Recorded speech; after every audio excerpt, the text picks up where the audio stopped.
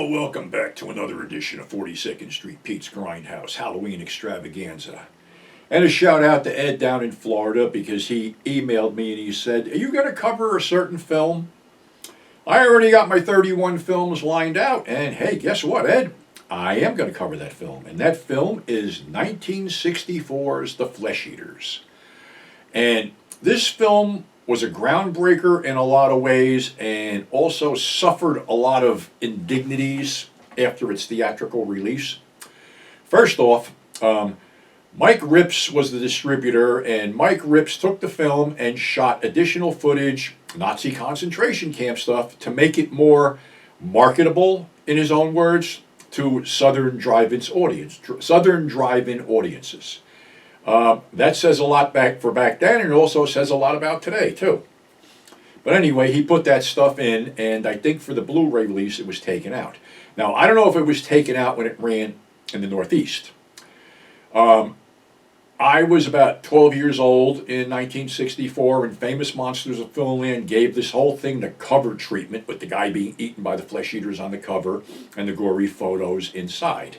The backstory is this pissed off royally Calvin Beck, who put out the more cerebral Castle of Frankenstein magazine.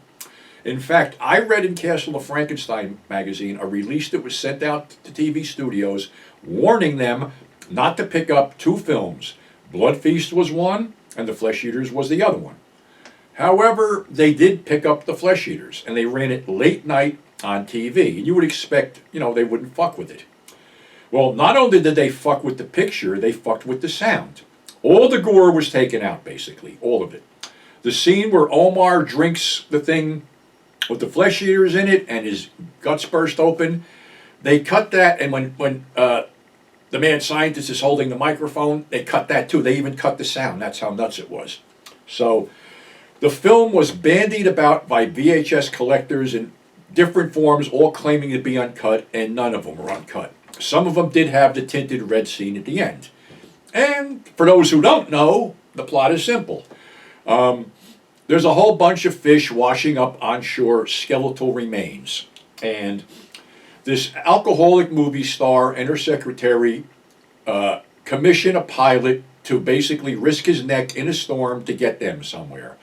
Well, it don't work out that way. They have to land on this island, and this island is the domain of Professor Bartell, played by Martin Koslick, who was a bottom-of-the-barrel villain in a lot of the Universal things and played a lot of Nazis. So anyway, he's conducting sinister experiments on that island. What it is he realized that this thing that the Germans were using as a biological weapon, or were going to use it, had sunk in lead containers, and the lead containers had broken open, and he was tracing the fish skeletons up until this island. His plan is to catch them and sell them to the highest bidder. But before that happens, these people land there, screwing up his plans. And then another screw-up is this beatnik named Omar is paddling in, and they're trying to warn him to get away from the whole thing. And he basically almost gets nailed by him before he gets to shore. So now they're trying to figure out a way to get rid of these things. And Bartell comes up with this, let me show you something. He has a bunch of them in a jar, and he electric shocks them. And they all sink lifeless to the bottom of the jar. All right, so now they got this big solar battery that he has, and they're going to use these two electrodes to basically zap a path through the flesh eaters so they can escape. In the meantime, a powerboat's coming with supplies, and as he pulls into the flesh eaters' infested water, a wave hits him, and he's eaten alive right in front of us. He drops down, skeletal hands, the whole bit. I mean, they don't fuck around in this. And Bartell goes back into the tent with Omar, and basically puts a couple of the flesh eaters in a drink that's a fizzy and hands it to Omar because, hey, you don't want anybody around for this shit. So Omar drinks it, and he starts twitching and grabbing his guts and screaming that there's something alive in me eating its way out, and then they pan to his stomach where all his blood and gore pulls out. Bartell has taped his death screams, lashes Omar to a raft and puts the tape recorder on him and pushes the raft out, and the other people basically think that he's being eaten by the flesh eaters. In a cool scene, which was basically lifted for Cannibal Apocalypse, you can see through him, his rib cage, and the waves lapping in the background. So it becomes obvious that Bartell was up to no good, and the movie star tries to seduce him, but he stabs her and buries her in a shallow grave. Well, her secretary goes into the tent only to see that not only the flesh eaters are still alive, but they've morphed into this big creature that's going to chase her. So she runs out, she's telling them, whatever you do, don't electrocute this thing because this is what happened. But they already did it. So they go up there, and all of a sudden, the movie star, Rita, appears holding her gut and starts screaming that she's going to kill Bartell. Bartell shoots her a couple times, then rolls her down to the creature.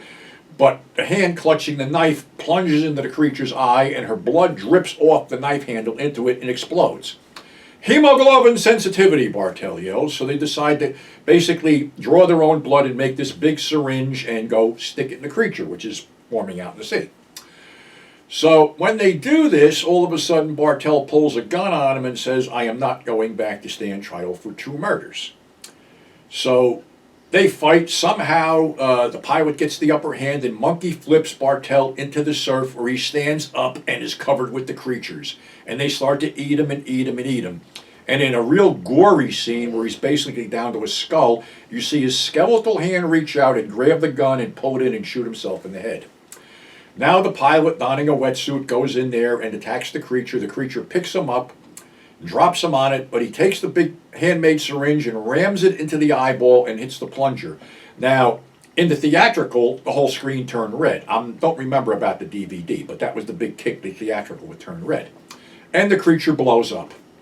And that's the end of the Flesh Eaters. I never got to see it theatrically. Obviously, it wasn't picked up for a kiddie matinee.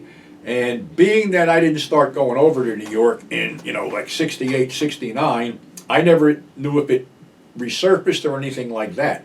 All I know is it probably played the Southern Drive-In circuit for quite some time. And like I said, Mike Ripsom's the one who put it down there, and Ripsom was notorious for taking films that, couldn't sell, like Bayou, and turning into poor white trash and adding some other scenes. So he's sort of a mystery man in the world of exploitation. So that's our show for today. Thanks for subscribing. Thanks for tuning in. Flesh Eaters may still be available on Blu-ray, but it's on Tubi and definitely worth a look. So until next time, stay safe. We'll catch you on the flip side with more Monster Mania tomorrow.